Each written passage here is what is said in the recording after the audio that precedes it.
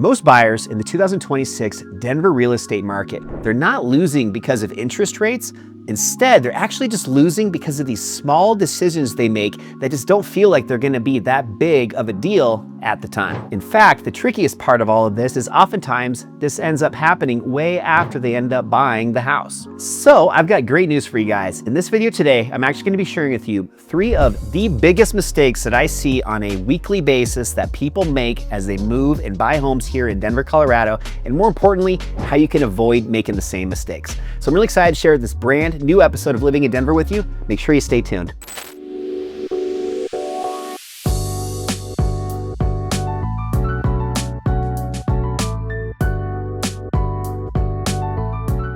All right, guys, so as I said, today's gonna be all about these 3 huge mistakes that I see made all the time with buyers that come out to Denver, Colorado, and more importantly, some ways to avoid making them yourselves. So make sure you guys stick around till the end. The 3rd one is gonna be a doozy, but I wanted first off, just let you guys know if you have any questions as you go through this today, all my info down below, feel free to reach out. I love connecting with anybody that's considering moving out here to the Mile High City. I'm a Colorado and Denver native, and I love this place, and I hope to connect with you guys soon. With all that being said, let's just start now with the first of the 3 mistakes that I see happening way too often, and that is understanding the micro neighborhoods that exist among every part of Denver. So micro neighborhoods, what does that even mean? Well, I'm excited because this is something that I don't see talked about that often on other YouTube channels, and I think it's really important. And what I'm referring to here is how you really need to understand not just the overall area that you're moving to, but really understanding that there could be these micro neighborhoods within it. So I'll use a quick example. So I have some really close friends, a friend actually that I went to high school with, and I recently helped her sell their house in the same area. So they didn't make this mistake when I was helping them because I didn't help them buy the house, but a few years later, I helped them successfully sell the house. And the one I'm gonna bring up today for this example is actually in South Shore, which is located in that southeastern part of Aurora. And what ended up happening is they bought this beautiful house and really enjoyed their time there, but after a few years, they started finding out some things about this micro neighborhood. And one of them was that there's this big open space nearby, and they found out that there was gonna be a lot of fracking going on. So fracking has to do with the oil and gas industry out here in Colorado, and sometimes, people have very specific or strong opinions one way or the other, and my clients had their opinion about this and definitely just wanted to be in an area that didn't have that, nearby out their back door in this adjacent open space. So that was enough of a reason for them to give me a call, and we ended up selling their house so they could find a better neighborhood that better suited what they were looking for. So, that would just be an example of these micro neighborhoods within a lot larger area like Aurora. I'll use Aurora again just really quick. So, I grew up in Colorado. My whole life I've been in the Denver area. I lived a few years up in the Aspen area, so up in the mountains, but the majority of my life I've been in this Denver area. And back in, 25 years ago when I went to high school out here, we always looked at Aurora as just kind of being an area that had some nice pockets, but also had this reputation. Some of the areas weren't quite as nice back then. It had a little bit of a negative reputation at times. Well, man, if I would have just gone off of that alone, I never would have ever even known about some of the coolest and some of the best places in the entire state of Colorado to live that are also located in Aurora. So just really understanding that Aurora is obviously this massive area. In fact, it's the 3rd largest city in Colorado, Aurora is. But then within Aurora, there's all these little micro neighborhoods, and all of them can really suit different types of people and what they're looking for in a house. Areas that are a little bit more densely populated and have lots of restaurants and bars and all that kind of stuff. And also areas that are a little bit further removed, kind of on the outskirts of town where they've got more land and more, great views of the western slope. So really understanding that don't ever just kind of discount or count out a specific area without really understanding these micro neighborhoods. Or to put it a different way, make sure if you find a home that you really like and it's maybe just in an area that you've been focused on, like Aurora or Arvada or Littleton, where I live now, understanding that that's not enough. You really need to get your boots on the ground or use somebody like myself that's really good with video to really give you a better understanding of what this area is like. And then one last little tip before moving on. You find this house that looks amazing. You go out and see it, your agent shows it to you, you have a great showing, you really enjoyed the home, you really think it's gonna fit what you're looking for.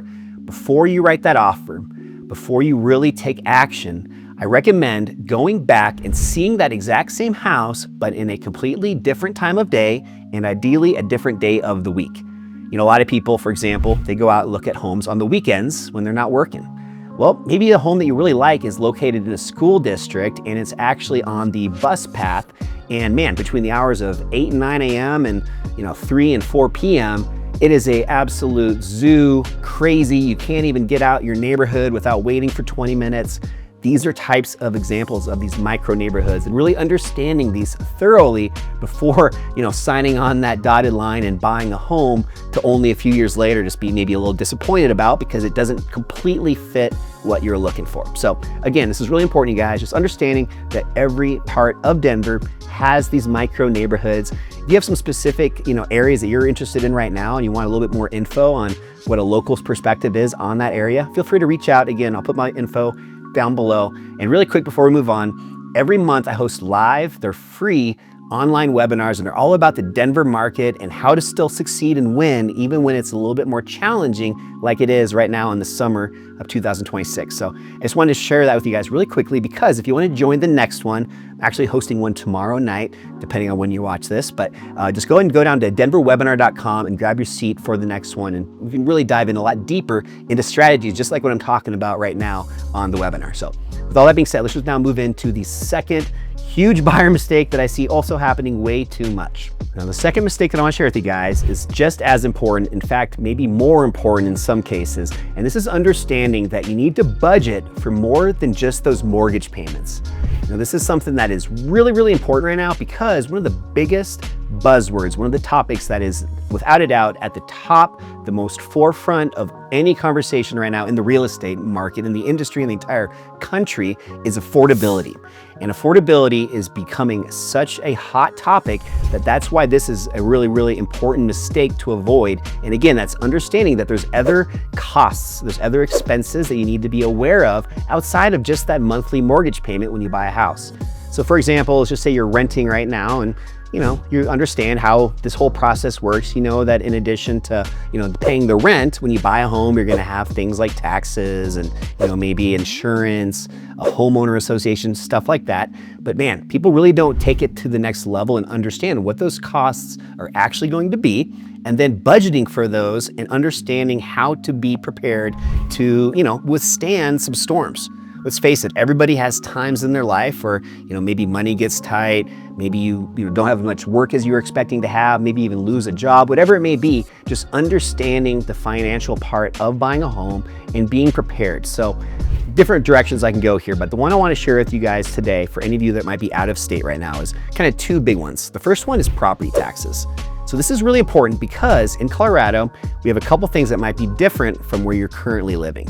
The first thing is how we do our taxes. So every 2 years, it's actually done on odd number years. So 2023, 2025, and then the next one will be 2027. Those are when we have our assessments. So what happens is every 2 years, if you own a home, it's going to be assessed, and that's going to be what your property taxes are going to be based off of for that annual property tax. Now in Colorado, it can vary a little bit depending on, again, kind of like what I was sharing with you guys earlier, these micro neighborhoods. So in Littleton, that's where I currently live, where my house is located, is in an area where the tax rate is right at about 0.6, so a little bit above 0.5% for the annual tax rate. So I'll just use a number to make it easy, $500,000 home. On a $500,000 home at about a 0.6, so about a little bit more than half of 1%, if that's the annual tax rate where I'm at currently for a $500,000 house, as an example, we're looking at right around $2,500, maybe $3,000 for the annual property tax bill. Well, there are areas very close to where I live. I'll use the example of Sterling Ranch. It's a little bit to the southwest of me. I could drive there in about 15 minutes. The property tax rate over there is almost double. It's actually a little bit more than double. It's 1.4%. So that same exact $500,000 house, instead of paying $2,500 to $3,000 for the taxes, all of a sudden you're paying $7,000 or maybe even $7,500. Pretty significant difference. And that was only on a $500,000 house. So that would be one thing to really be aware of, is that, again, these additional expenses and being prepared is that you have a very significant difference from one area to the next when it comes to the annual property tax rate. And in some cases, if you're buying a home that might be new in a newer community, maybe it was built within the last couple of years and that entire area has, a lot of infrastructure currently being put in, an area that might be what's known as a metro tax district, which is basically just the ability for this new area to be built. They need to have an additional tax to help pay for some of the infrastructure, the sidewalks, the roads, the stoplights, all that kind of stuff.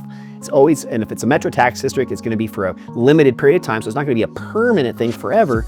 But again, more costs, more expenses to maybe be aware of before buying the house. Just because you have two homes that are both at $500,000, again, there could be significant differences on what it costs to operate that home. Taxes being one of them. And then the other big one that I also want to share with you guys is understanding what it takes to maintain a home. So I want to share this with you guys because I had my really good friend who's also a home inspector share this with me recently, and he calls it the 1% rule. And what the 1% rule is basically just saying that if you own a home, you should take about 1% of what that home is valued at. So let's just use that $500,000 home again. So 1% of $500,000 is $5,000. So what the recommendation is that you should spend about 1% of that home's value every single year on preventative maintenance. Now, one year it might be a bigger ticket item like a new roof, which probably going to be more than $5,000. Well, maybe the next year, since you just did a big expense like the roof, you don't have quite as much to really work with this next year. Maybe it's something a little bit smaller, like just replacing a fence that's starting to fall down, or maybe it's replacing your water heater that's coming up on 8 or 10 years old and probably needs to get replaced. Just understanding that every year, having that 1% rule implemented, that's going to do two things. First, it's going to give you a lot more high quality of life and enjoying your home because it's being kept up and in really good condition. But I think even more important, when it comes time to sell, you'll be able to always get top dollar, or at least have a lot more likely chance to really get top dollar for your home if you can show that you've been having very regular preventative maintenance done on the home. These little things don't sound like much, but man, I'll tell you what, when realtors like myself, when we go in and start looking at homes in person with our clients, it's pretty easy to identify early on if the home has really been cared for or if they've been completely neglecting this type of stuff. And when that happens, there's usually some pretty significant expenses to be incurred by the new owner after they buy the home and start uncovering this kind of stuff. So just being aware of that is really, really important. So again, guys, just sharing with you some different expenses and different costs that you might not be aware of when buying a home and how that can vary pretty significantly from one home to the next. So again, just to recap, things that could be pretty expensive depending on the home. Not only are you going to have the property taxes and that tax rate depending on where you're located, they're also going to have potentially a homeowner association or an HOA. This is really, really big right now with condos because condos have had such high HOAs that that's especially being hit hard when it comes to affordability. So definitely, whether or not it's an HOA, the property taxes, and then also another big one is understanding if you have home insurance, what kind of an area your home is located in and whether or not it's going to be insurable. But more importantly, if you might need to have additional types of insurance to protect that home. So for example, I have some clients that I recently helped buy a home up in Evergreen, which is on the western side of Denver, going up into the mountains. They had to have a special type of insurance for their home insurance that included fire mitigation. So basically protecting them from wildfires, which are becoming such a hot topic out here right now in Colorado. In fact, I think we have like 3 going on around the state. So no joke there. And then another big one could be hail. Our weather here in Colorado has been pretty crazy. So definitely having hail included in your insurance. And just for a little side tip for you, when it comes to hail, when you come out to Colorado, you buy a home, if you are replacing your roof, make sure you replace the roof shingles with what they call Class 4 impact resistant shingles. And by doing that, the insurance provider is going to give you a little bit of a break because they are rated at a higher level for, stuff like hail and really damaging type weather environments. So a little tip for you there. Okay, now let's just move right into the third and final buyer mistake. This one, like I said, when we started the video, I think is probably the biggest of the 3 and why I wanted to save it for last. So with that being said, what is the third and final buyer mistake? Well, it's waiting for perfect timing. Yeah, guys, I know this is something that probably sounds a lot easier or, easier said than done, But man, this is serious. And the reason I want to bring this up is because there is so much noise right now when it comes to the news, the media, social media. Everywhere you look, you're seeing headlines about, this is the worst time to buy, the real estate market's completely tanking, all this doom and gloom, negative Nancy type headlines. And I get it, there are some very unique changes that are happening right now in our economy, in the country, and that's keeping a lot of people on the sidelines right now. And I bring this up and I put this one last, so hopefully if you're still watching, that means you are serious and you have some intent. And the reason this is so important is because there are two sides to every story. And right now, it is an incredible time to be a home buyer.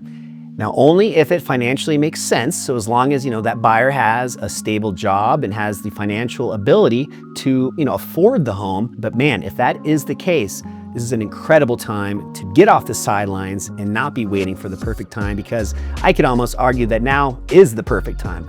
The reason I'm saying that is because right now it is a very strong buyer's market. And this is the first time we've had this in well over a decade here in Denver. What that means is there's way more inventory of homes for sale, than there are active buyers in the market. So as a buyer, what that means is you have more flexibility, you have more time to really shop around and make sure you're making the best decision possible. You're also able to negotiate a bit more on not only the listing price, but also on concessions. So for example, after you get the home that you really like under contract and you have an inspection done, you have the ability to push a little bit more firm on some of those maybe areas that were identified in the inspection report and get some concessions to help repair certain things, or maybe even just some dollars to be paid to help account for some of the, the things in the home that aren't perfect. So you have more ability to do this kind of stuff right now, which is huge and something that really, really isn't talked about enough, because again, guys, it only makes sense for each individual when it makes sense for that individual. Another way to say it, that, when always the best time to buy is when it makes the most sense for you. So kind of wanted us to really hit that home a couple times, because that is the most important thing, regardless, is if it makes the most sense. But from a different perspective, a different lens, before we kind of close this video out, I just wanted to give you one more example for this. So, a few years back, we had record low interest rates. They were as low as 2.9%. Now, middle of summer 2026, we're looking at the mid 6.5 range. So, pretty much double, a little bit over double what it was just a few years ago. So people just see that number alone, that interest rate, and they assume, man, horrible time to buy. I'm gonna wait until the interest rates go back down. Well, let's think about it for a second. What happened when it was at 2.9% interest rates? For one, every single home that was on the market had multiple offers. Oftentimes, just to compete and get your offer accepted, the offer had to include some things that weren't ideal for the buyer, waiving inspections, putting maybe even a dollar amount that is above what the asking price of the home was, just to get your offer accepted, stuff like that. Well, now let's look at this scenario that we have today. It's more of a buyer's market. You're not going to be doing that. You're going to have that higher interest rate, but you're going to be able to hopefully buy the home at a price that's even below what it's listed at. So a lot of that kind of stuff ends up evening out, or I think in a lot of cases ends up actually being even more advantageous for the buyer today than it was a few years back. So yeah, it's great to have this low interest rate, but man, I think what's more important is just getting the house that you truly want and are going to be happy in for the next 7 to 10 years. Now, that's something else that a lot of people don't talk about. When we had the craziness of the 2.9% interest rates, because there are so many buyers out there trying to get these homes, that I'd say 9 times out of 10, the buyer ends up getting the home that really wasn't the number one home on their list. They got so frustrated and overwhelmed by getting beat out by other offers time and time again, that then they became a little bit less specific, a little bit less picky when it came to the home. So now all of a sudden, yeah, you have a great low interest rate, but you're in a home that maybe, doesn't have as many bedrooms as you need, or maybe you're next to a real bad next door neighbor that's super messy and has stuff everywhere, whatever it may be. Just want to kind of close this third point out with how important it is to understand that it's never perfect timing. And I'll kind of leave you with a quote that I really enjoy, which is, don't wait to buy real estate and wait. And just what I mean by this is that, the way to generate some serious net worth is by having time on your hands, being able to really let the real estate market, ebb and flow, but over time, it's always going up and up and up. And this is just such a great way to build up that equity in your home and really force yourself to save and put the money in a place that's going to generate some return over time. So I just think it's really, really, really important to understand at least that basic knowledge of real estate. And I think it's also a great time for the few and far between, the people that still realize that, yeah, there are still some incredible opportunities right now, despite affordability and despite higher interest rates, that could still really, really make a difference when it comes time to buying a home. So I'm not trying to sell you guys anything. I just really am passionate about that third point. So that's why I wanted to talk a little bit longer on that one. But with all that being said, hope you guys got some value out of the video today. Don't forget, please hit that like and subscribe button. Every week I share new videos just like this one, all different types of topics. So really want to make sure you're the first to receive those. And then one last time, don't forget, every single month I have these live free Denver homebuyer webinars. Love to see you guys on the next one. Just go to denverwebinar.com, save your seat, and I look forward to hopefully seeing you on the webinar. And if not, I look forward to seeing you guys next week on a brand new episode of Living in Denver. I'll see you then.